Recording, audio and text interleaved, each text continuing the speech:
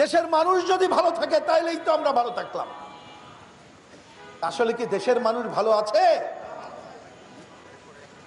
আপনারা ভাইরা বলছেন ভালো নাই।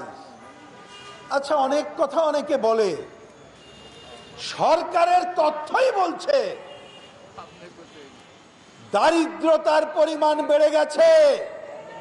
4 জন মানুষের মধ্যে 1 জন দরিদ্র, বহুমুখী দারিদ্র্যের শিকার। আর গতকাল একটা তথ্য বেরিয়েছে, এই বছরের মধ্যেই 36টা জেলায় বেকার তো আছেই, মানুষ খাদ্য সংকটে পড়বে। সরকারি তথ্য তাই বলে। কারখানার মালিকরা আমি আগে কখনো এরকম দেখি নাই, তারা প্রেস কনফারেন্স করে বলল 285টা গার্মেন্টস কারখানা বন্ধ হয়ে গেছে। যদিও আমাদের ভাইরা বলে ভাই এর থেকে আরো অনেক বেশি বন্ধ হয়ে আছে। কর্মী ছাঁটাই হয়ে চলেছে। তাহলে মানুষ ভালো থাকে কিভাবে? আমরা তো আজ থেকে 14 মাস আগে যে সরকার ছিল, কর্তৃত্ববাদী স্বৈরাচারী সরকার, রক্ত দিয়ে গণঅভ্যুত্থান সংগঠিত করে তাকে হটিয়ে দিলাম। মানুষের আশা আকাঙ্ক্ষা ছিল অন্তত পক্ষে ওই সময় যে আলোচনা হয়েছে, একটা গণতান্ত্রিক এবং বৈষম্যহীন সমাজ গড়ার দিকে এগিয়ে যাব। আজ 14 মাস পরে এসে কি আমরা বলতে পারি যে সেই পথে আমরা হাঁটা শুরু করেছি? আমি গত 1 সপ্তাহ পর্যন্ত যা বলতে পারতাম, ঠিক আজকে সেই কথা বলতে পারছি না যে গণতন্ত্রের পথে হাঁটছি। বৈষম্যহীনতা দূরে থাক। কেন বলতে পারছি না? যে সরকার, ইউনূস সরকার, তাকে নিয়ে কথা বলতে ইচ্ছা করে না। তার যে সভাসদ, তাকে নিয়েও কথা বলতে ইচ্ছা করে না, কারণ তারা নির্বাচিত না। কিন্তু গণঅভ্যুত্থানের পরে তারা এসেছিল, আমরা বলছিলাম ঠিক আছে, দয়া করে একটা ভালো নির্বাচন দিয়ে চলে যাও। তারা সংস্কারের কথা বলল, আমরা বললাম কমিউনিস্ট পার্টি ব্যবস্থা বদল করতে চায়, সমাজ ব্যবস্থার আমূল সংস্কার করতে চায়, এই জন্য আমার লড়াই। তা ঠিক আছে, যদি সবাই মিলে কিছু কথাবার্তা বলে গণতান্ত্রিক সংস্কার করা যায়, করেন, আপত্তি নাই। কিন্তু দেখলাম থলের বিলাল বেরিয়ে গেল। এত কমিশন হলো, শিক্ষা কমিশন নাই, বেকারের কাজের জন্য কমিশন নাই, মানুষের খাওয়া পড়ার নিশ্চয়তা কিভাবে করা যাবে তার কমিশন নাই, শ্রমিকের জাতীয় ন্যূনতম মজুরি কিভাবে ঘোষিত হতে পারে তার জন্য কোনো কমিশন নাই। ওনারা কাগজ কলমে কতকগুলো ভালো কাজের কথা বলেই বললেন এটা করলে নাকি স্বৈরতন্ত্র আর আসবে না। আমি সেই আলোচনা এখন ঢুকতে চাই না। কিন্তু শেষ বেলায় এসে দেখলাম ডক্টর ইউনূস সাহেব যে কথা আমাদেরকে বলেছিলেন যে ঐক্য মানে যতটুকু সবাই একমত হয় সেইটুকু ঐক্য আমি মানব। আমি আপনাদেরকে আবার বলি, প্রতিদিন এই কথা বলি। 2024 সালে 5ই আগস্ট আমরা ইউনূস সাহেবের আমন্ত্রণে গেলাম দ্বিতীয়বারের মতো। উনি তখন সংবিধান সংস্কার কমিটি করে যাকে দায়িত্ব দিয়েছিলেন ডক্টর স্বাধীন মালিক, তাকে বাদ দিয়ে ডক্টর আলী ইলিয়াসকে নিলেন। আমাদেরকে যখন বললেন, আমি পরিষ্কার করে বললাম আপনি এটা করলেন কেন? তার নাম দিচ্ছেন সংবিধান সংস্কার কমিটি, যাকে দায়িত্ব দিচ্ছেন উনি তো সংস্কার পুনর্লিখন করতে চায়, বাতিল করে নতুন কিছু লিখতে চায়।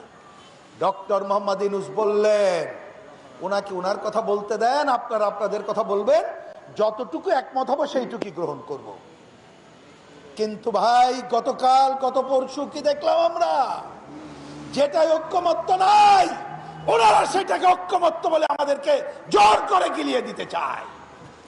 এইটা কমিউনিস্ট পার্টি সহ দেশের গণতান্ত্রিক মানুষ মানে না, আমরা পরিষ্কার বলে দিয়েছি। তারা এইটা জোর জুলুম করে করে একটা গণভোটের মধ্যে নিয়ে আসতে চায়। আরে ভাই, কিসের গণভোট? এইখানে অনেকে আছেন যারা বয়স্ক, কেউ গণভোট দেখেছেন, তরুণরা দেখেন নাই।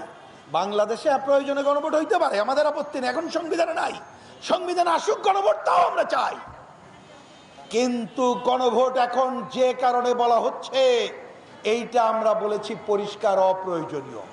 কারণ ধরেন কোনো কারণে গণভোট কোনো একটা বিষয় করলাম, তা সেইটার তো তার আইনি ভিত্তি থাকতে হবে।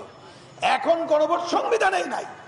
আর এই গণভোটে যা আমরা রেজাল্ট আনবো, আগামী সংসদ সেটা মানতে বাধ্য না। গণভোট কখন প্রয়োজন হবে? সংস্কারের আলোচনায় যা এসেছে তার কিছুটা যদি আগামী দিনে সংসদ গ্রহণ করে, ওর মধ্যে যদি সংবিধানের স্ট্রাকচারাল চেঞ্জ আমরা করি, সেইটা রাষ্ট্রপতি স্বাক্ষরের আগে গণভোটের কথা বলতে পারে। আমরা তাই আমাদের পার্টির পক্ষ থেকে বলেছি, প্রয়োজন হলে গণভোট করব নির্বাচনের পর, আগে নির্বাচন দাও, কোনো অজুহাতে নির্বাচনকে বাধাগ্রস্ত করা যাবে না। আমরা কমিউনিস্টরা তাই জনগণকে আহ্বান জানাই, আসেন আজকে গণতন্ত্র পথে হাঁটার জন্য ফেব্রুয়ারির ফার্স্ট উইকের কথা বলেছে, কমিউনিস্ট পার্টি ডিসেম্বরে নির্বাচনের কথা বলেছিল। আমরা পরে মেনে নিয়েছি, এক সেকেন্ড দেরি করা যাবে না, ফেব্রুয়ারির প্রথম সপ্তাহের বাইরে জাতীয় সংসদ নির্বাচন করতে হবে। আমি পরিষ্কার দাবি জানাই ইউনূস সাহেব এবং নির্বাচন কমিশনের প্রতি, আগামীকাল 1 নভেম্বর আমরা কাউন্টডাউন দেখতে চাই। 1 নভেম্বর নির্বাচনের জন্য কি করছেন, 2 নভেম্বর কি করছেন? আপনি বলেছেন 15 নভেম্বরের মধ্যে প্রস্তুতি সম্পন্ন করতে, আমরা সেটা দেখতে চাই। আর ডিসেম্বরের প্রথম সপ্তাহে যেটা নির্বাচন ঘোষণার কথা, প্রয়োজনে এগিয়ে এনে জাতীয় সংসদ নির্বাচনের সুনির্দিষ্ট তারিখ ঘোষণা করেন। আর যারা নির্বাচন নিয়ে তালবাহানা করতে চায় তাদের তালবাহানা বন্ধ করে দেন। এটাই প্রথম কাজ।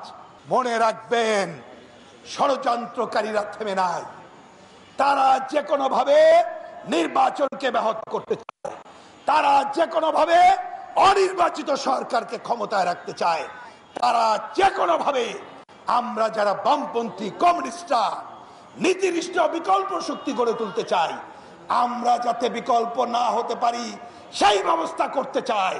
অতএব নিজের আপন মানুষকে চিনে, শত্রুকে চিনে, তাদেরকে না বলে আপন মানুষকে হ্যাঁ বলে তাদের সংখ্যাকে বড় করে আসেন আমরা এগিয়ে যাই এবং মানব মুক্তির সংগ্রামকে অগ্রসর করি।